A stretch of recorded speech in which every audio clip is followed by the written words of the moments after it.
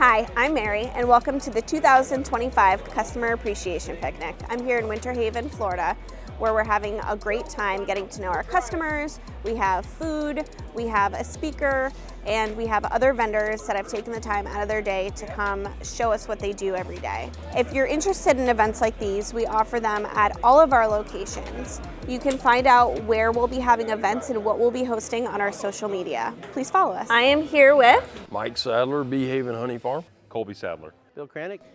And you are a commercial beekeeper? Yep, small one but commercial. And how many colonies are you running? About 100. Normally around 2,000. We try to run 1,800 right now. How long have you been beekeeping? I'd say about 16 years. My whole life. My father was a beekeeper, and my uncle's still keeping honeybees. Yeah. My oldest son's a commercial beekeeper, and my youngest son's a honey packer. Since I was forced to when I was born. That's what I thought the answer was going to be. And what's your favorite thing about beekeeping? I just love honeybees. I have my whole life. I like the peace. I like getting in the yard and just get lost. Making honey. Really like making honey. Seeing bees do what they need to do, what they're designed to do. I like making honey, but it's harder to do nowadays. Yeah, and what do you think is the biggest reason for that challenge? Mites are hurting us, and then loss of habitat. Development's causing us problems. And you guys have had some hurricanes. Have you seen challenges from that personally? Oh yeah, we've lost about 30% of the bees between the two storms. With Ian and the other hurricanes with that, we lost over 3,000 hives. We lost probably 80 barrels of honey just because of the hurricane. Plus, it hurt our bees really bad going into the winter. Yep. And were you able to take advantage of some of the hurricane relief that the Greater Good in Mann Lake? We were able to get some of that. They gave us some feed and some pollen, so that did help us out there, yes. Mann Lake was very supportive, as well as the Greater Good, to help us get some of the stuff we needed to get back on our feet, to keep us going, to keep our bees alive that we did have. So that's been a great help.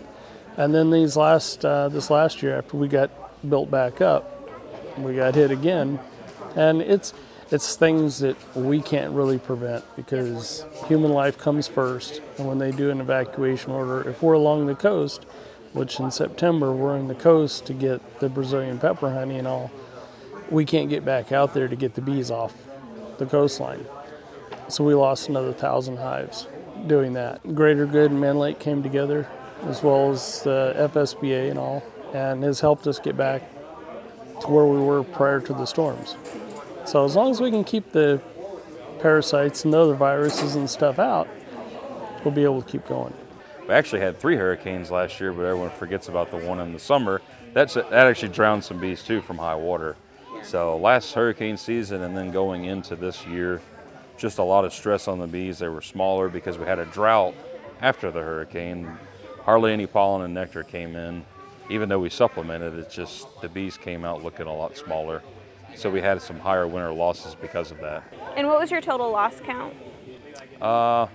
Today, 550 hives. I lost, I think, 5 or 6 hives out of 100. That's not too bad. 3,000 with Ian and a little over 1,000 with the last 2 that came through Florida this last year. And now we're dealing with some things that nobody really knows what is. So actually yesterday we did samples on 500 hives to find exactly what is knocking them back.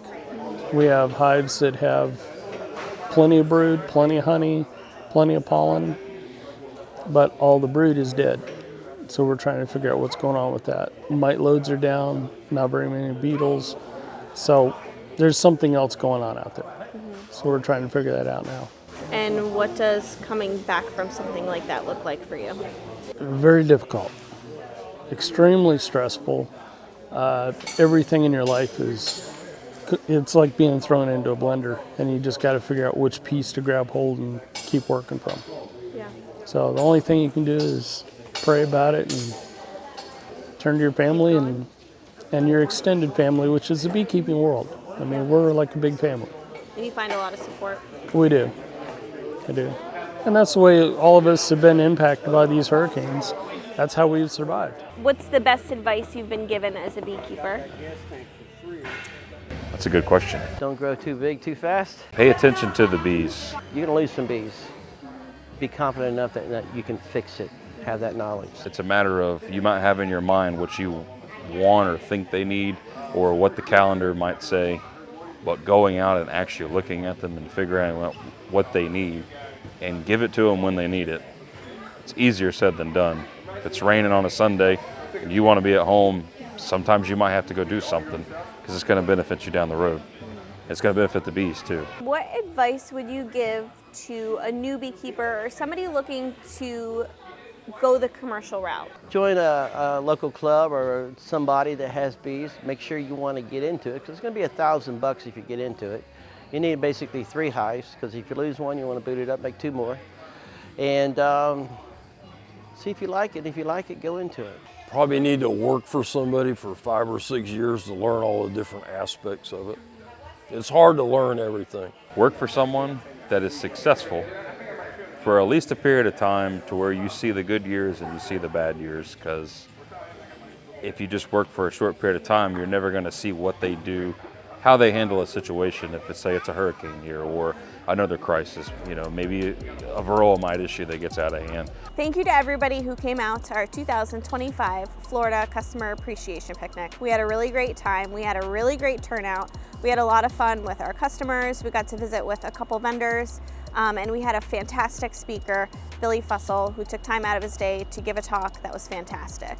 We had a great time, and we hope to see you at the next one.